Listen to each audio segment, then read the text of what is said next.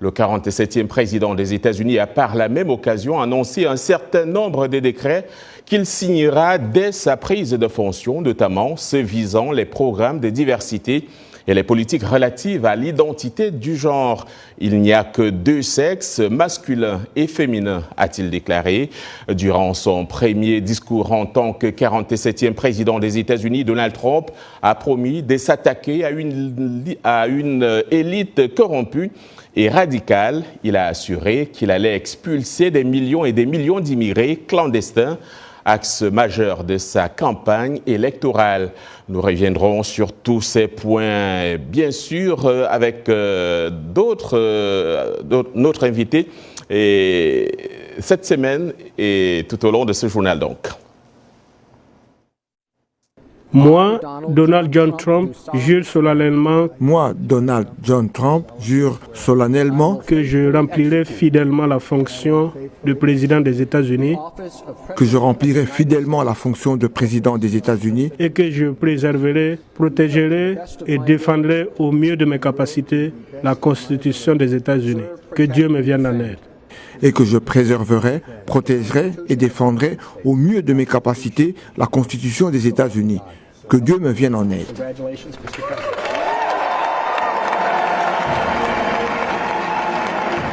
Et bien sûr, cet événement est couvert par notre équipe de reporters sur le terrain, Yacouba Ouedraogo, Roger Muntu et Dili Diko. Nous avons également dans ce studio notre invité, René Lec. Nous allons tout de suite du côté de la rotonde où Donald Trump a justement donc prêté serment. Dili Diko est sur place. Dili Diko, bonsoir. Que faut-il retenir de ce moment historique ? John, le moment tant attendu est enfin arrivé. Donald Trump a prêté serment un peu après midi et donc il a promis aux Américains de rendre à l'Amérique sa gloire et sa grandeur. Il a également dit qu'il tiendrait ses promesses électorales. On l'a vu notamment en ce qui concerne le sujet de l'immigration et il a fait savoir aux Américains qu'il sera un président unificateur. La cérémonie devait se tenir sur les marches du Capitole, mais en raison des températures glaciales, cela n'a pas eu lieu. La cérémonie s'est tenue dans la rotonde et donc Donald Trump était accompagné d'autres présidents, dont Joe Biden, qui était à ses côtés et qui lui a serré la main juste après sa prestation de serment. Et donc Donald Trump a juré sur la Bible qu'il allait défendre les intérêts des États-Unis et des Américains. Et devant le Capitole, et j'ai pu le voir en venant ici, il y avait des partisans de Donald Trump qui sont venus lui témoigner leur soutien avec des pullovers et aussi des casquettes et des bonnets avec les inscriptions Trump et MAGA, Make America Great Again. Et au-delà de ça, au moment où je vous parle en ce moment, le programme de Donald Trump inclut la signature de documents importants. Au cours de cette journée, il aura l'occasion 3 fois de signer des décrets. Il a promis une centaine de décrets présidentiels sur différents sujets. Et ensuite, il y aura une revue des troupes qui est prévue dans son programme et il se rendra avec Melania Trump à la Capitol One Arena pour une parade, un défilé présidentiel. Et en attendant justement la suite des événements, dont le bal de ce soir, je vous propose de suivre le portrait de Donald Trump, un homme qui a changé le Parti républicain et qui a remodelé la politique américaine. Suivons. Donald Trump affirme qu'il a été réélu grâce à un mandat puissant et sans précédent des électeurs américains. I want to thank the American people for the extraordinary honor of being elected your 47th president. Je veux remercier le peuple américain pour l'honneur extraordinaire d'être élu votre 47e président et votre 45e président. Et à chaque citoyen, je me battrai pour vous, pour votre famille et votre avenir. Chaque jour, je me battrai pour vous. Et avec chaque souffle de mon corps, je ne me reposerai pas tant que nous n'aurons pas livré une Amérique forte, sûre et prospère que nos enfants méritent et que vous méritez. Le retour au pouvoir de Trump s'inscrit dans sa volonté de ne jamais abandonner. Je pense que ce que vous voyez est quelqu'un qui a une confiance incroyable dans sa propre intuition. Ross Butner et Susan Craig sont des journalistes d'investigation du New York Times et les co-auteurs de Lucky Loser, un regard peu flatteur sur la façon dont Trump s'est transformé en milliardaire. Depuis le début des années 80, il ne fait plus vraiment confiance aux personnes qui ont une expertise dans presque n'importe quel domaine. Il les écarte toujours pour que les choses se passent comme il le souhaite. Les bâtiments de Trump portaient son nom en grandes lettres d'or, ce qui témoignait de son ambition et de sa capacité d'autopromotion. Il valait 200 millions de dollars lorsqu'il parlait au New York Times et ce chiffre est passé à 1 milliard de dollars lorsqu'il a parlé à 60 Minutes 10 ans plus tard. Trump a excellé dans l'art d'attirer l'attention et de cultiver une marque pour lui-même en tant qu'homme d'affaires. Il a gagné des millions en utilisant son nom sous licence. Mais derrière le succès se cachent des problèmes. Ses entreprises ont fait faillite à 6 reprises, ses casinos ont perdu de l'argent et ont été fermés. Trump a rebondi avec son émission de télévision The Apprentice, ce qui lui a permis de décrocher son plus grand rôle. Mesdames et messieurs, je suis officiellement candidat à la présidence des États-Unis et nous allons rendre à notre pays sa grandeur. Sans complexe et sans filtre, Donald Trump était un candidat nationaliste et polarisant. Quand le Mexique envoie ces gens, ils n'envoient pas les meilleurs. Ils apportent de la drogue, de la criminalité, des violeurs et certains, je suppose, sont des gens bien. En tant que président, Donald Trump a nommé 3 juges de la Cour suprême qui ont contribué à renverser le droit à l'avortement au niveau fédéral. Le nombre de morts aux États-Unis dépasse désormais les 150 000. Début 2020, la pandémie de Covid-19 a mis Trump à l'épreuve. Il a accéléré la mise au point de vaccins vitaux. Mais il a également suggéré que les scientifiques étudient la possibilité d'injecter de l'eau de Javel pour tuer le virus.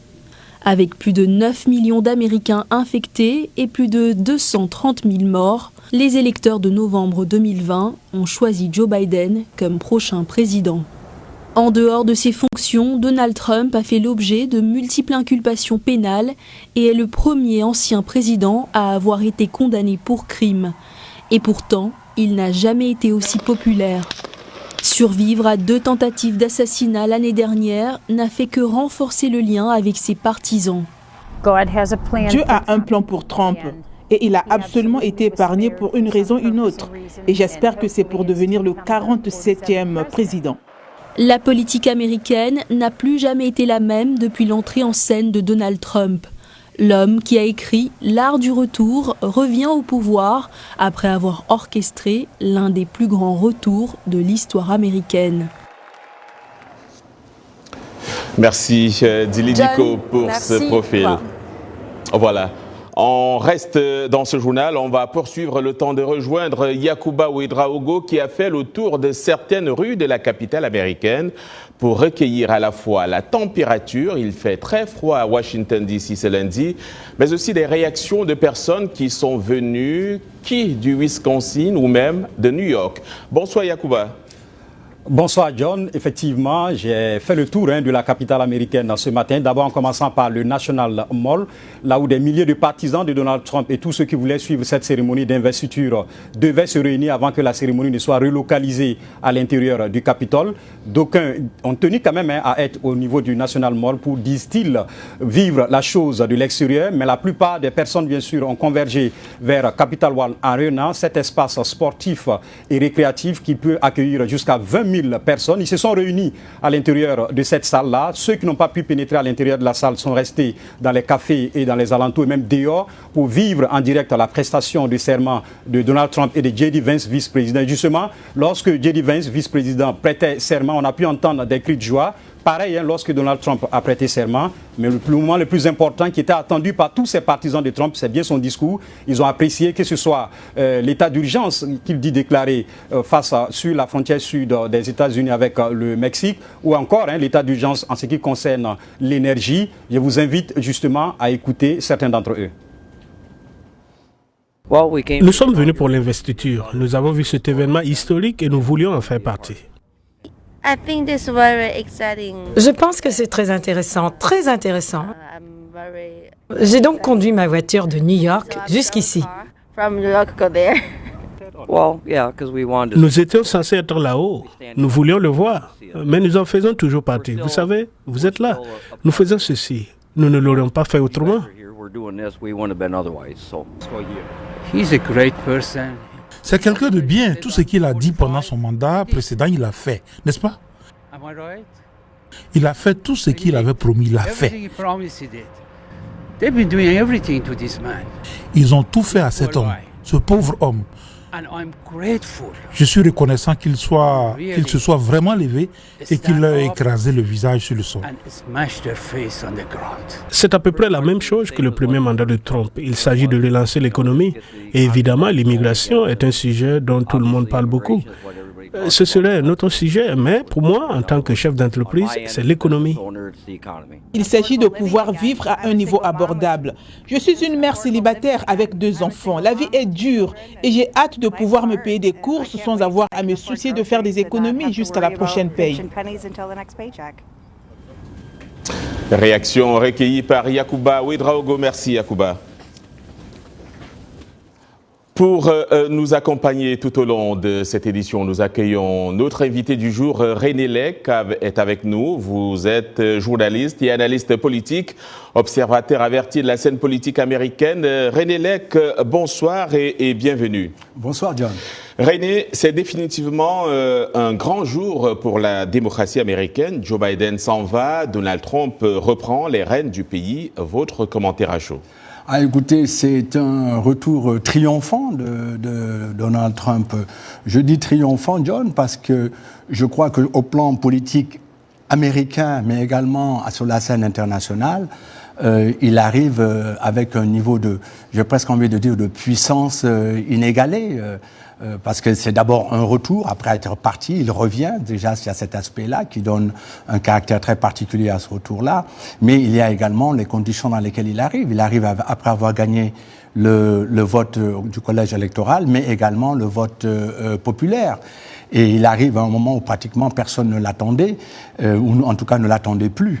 Donc je crois qu'il arrive, j'ai rarement vu, en tout cas des 30 ans que j'ai passé ici aux États-Unis, je ne pense pas qu'un président soit arrivé avec une telle force politique que Donald Trump aujourd'hui. Lorsqu'il est arrivé en 2016, c'était une surprise pour beaucoup d'Américains et même au-delà.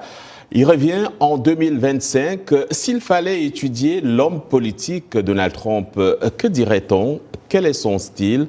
Pourquoi gagne-t-il? Ah, écoutez, il gagne parce que je pense qu'il a le pouls du pays en main, notamment sur la grande question qui lui a permis d'être élu 2 fois, c'est la question de l'immigration.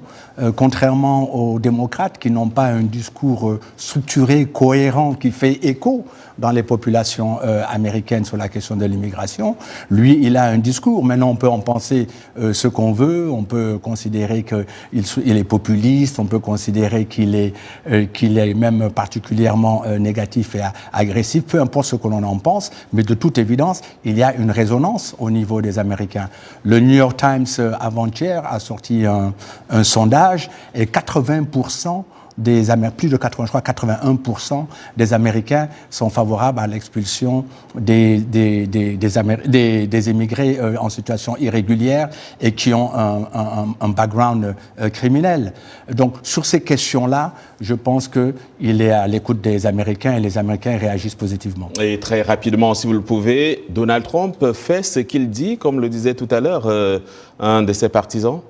Oui, bon, globalement, en tout cas, au moins, il dit ce que les gens veulent entendre. Est-ce qu'il arrive à le faire? Dans son premier mandat, il n'est pas arrivé à le faire véritablement, notamment le fameux mur qu'il devait construire. Mais bon, il y a des tas d'autres questions. Je crois que Donald Trump, il privilégie le symbolisme dans le discours politique. Et je pense que cela plaît. Bon, c'est ce que certains considèrent comme être un peu populiste. D'autres diront que c'est quelqu'un qui est à l'écoute de son peuple. Merci René, vous restez avec nous, on vous reviendra dans quelques instants. Le Monde aujourd'hui en direct de Washington DC, édition spéciale consacrée à l'investiture du 47e président des États-Unis. J'ai nommé Donald Trump. On marque une très petite pause et on se retrouve juste après.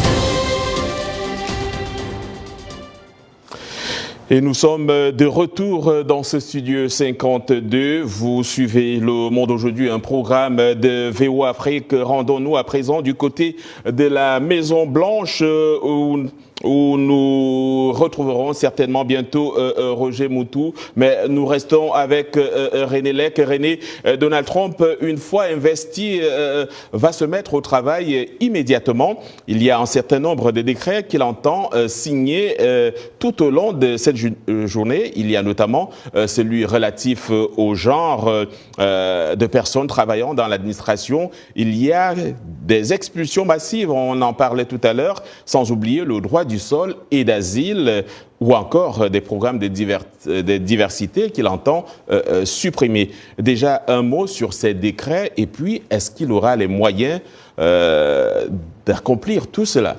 Oh, écoutez, sur les questions d'immigration, certainement que par ordonnance, il a la possibilité, il a déjà annoncé, de déclarer l'état d'urgence au niveau de la frontière sud des États-Unis. À ce niveau-là, il en a les moyens. L'exécutif a beaucoup de moyens en matière d'immigration. Il ne peut pas, bien entendu, avoir un impact sur les lois globalement. Bon, je sais qu'il a annoncé une remise en cause du droit du sol. Ça va être une question constitutionnelle qui va se poser. Je ne pense pas qu'il en ait les moyens institutionnels, mais toujours est-il que le plus important pour lui, c'est pas tellement est-ce qu'il va y arriver, mais c'est le message que cela va envoyer. Il y a une rupture radicale en matière de politique immigratoire. En tout cas, on va développer tout cela tout à l'heure. Le temps d'aller donc du côté de Pennsylvania Avenue, donc du côté de la Maison Blanche, précisément devant le bureau du vice-président sur Pennsylvania Avenue, donc où se trouve Roger Moutou. Roger, lorsqu'on parle de Pennsylvania Avenue, on voit surtout cette parade des présidents américains après la prestation de serment. Vous revenez sur l'historique de cette tradition. Bonsoir. Bonsoir John. Oui, effectivement, John, vous parlez de Pennsylvania Avenue qui est très connue pour cette marche du président chaque fois qu'il y a l'investiture du président américain. Vous le savez tous, c'est une avenue qui est remplie de plusieurs personnes qui viennent de partout des États-Unis, mais aussi d'autres pays. Il faut dire que c'était depuis la marche du président Jimmy Carter qui nous a quittés il y a quelques semaines. Vous vous rappellerez bien sûr, c'était en 1977 pour être plus précis, que cet acte est devenu un moment clé, John, de la journée d'investiture, montrant la volonté du président de s'approcher des citoyens, même d'une sécurité, même au milieu d'une sécurité renforcée. Et là, on le sait, vous l'avez dit, d'ailleurs, les images le montrent, c'est une avenue aujourd'hui qui est où il y a presque personne. Vous voyez derrière moi déjà les barricades qu'il y a derrière moi, et vous avez si bien dit, c'est le bureau du vice-président américain. Je peux vous montrer tout autour. Je vous dis qu'il n'y a personne aux alentours de la Maison Blanche.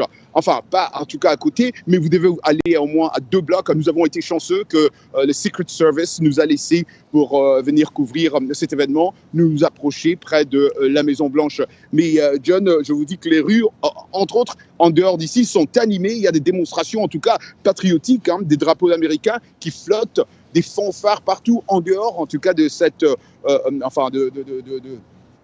de la Maison Blanche, dans quelques blocs d'ici. Mais cette tradition, je dois le signaler aussi, John, reflète déjà l'esprit de la démocratie américaine et le transfert pacifique du pouvoir, vous l'avez dit aussi, qui est un pilier fondamental de la gouvernance de cette nation, John.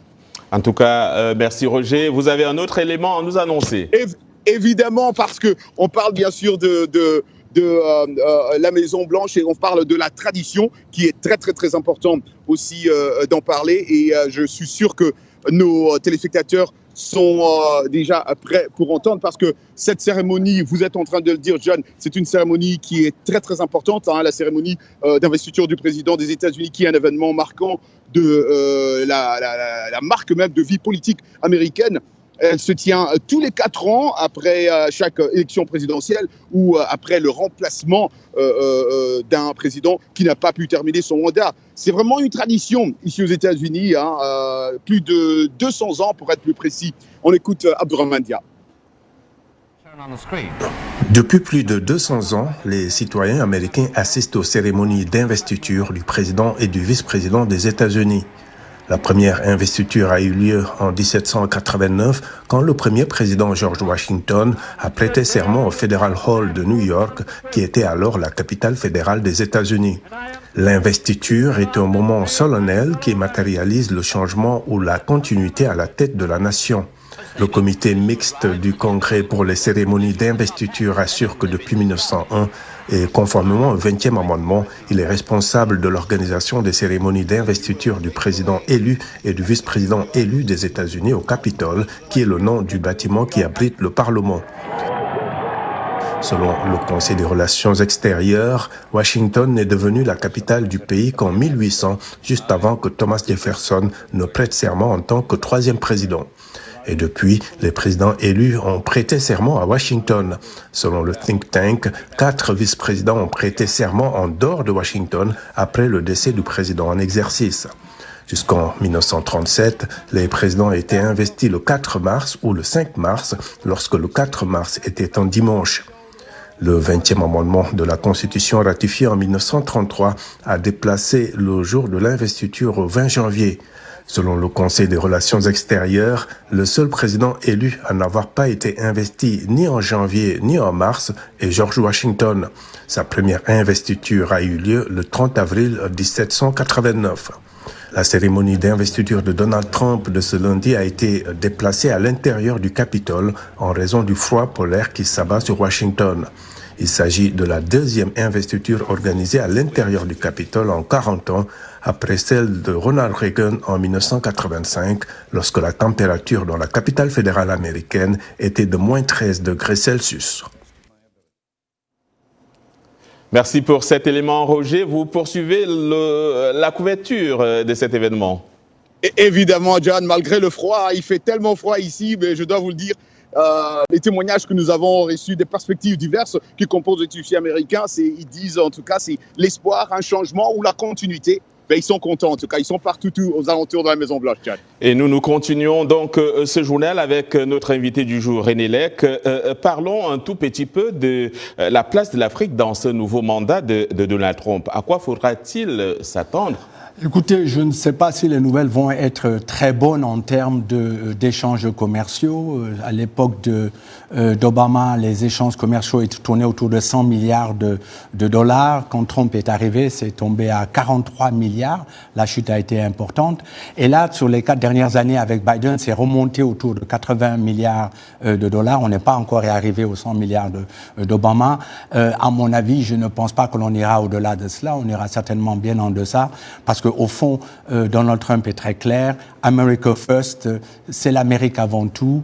Et je crois que l'ensemble de sa politique étrangère va être défini par cela. Et on parlait d'Afrique, donc à des milliers de kilomètres des États-Unis en Afrique, dont la cérémonie d'investiture de Donald Trump est également très suivie. VO Afrique a recueilli des réactions dans plusieurs capitales du continent. À Kinshasa, en République démocratique du Congo, la sécurité dans l'est du pays inquiète certains habitants que nous avons interviewés et qui espèrent que l'arrivée de Donald Trump au pouvoir peut aider à changer les choses. D'autres, par contre, restent dubitatifs concernant la politique africaine du nouveau locataire de la Maison-Blanche.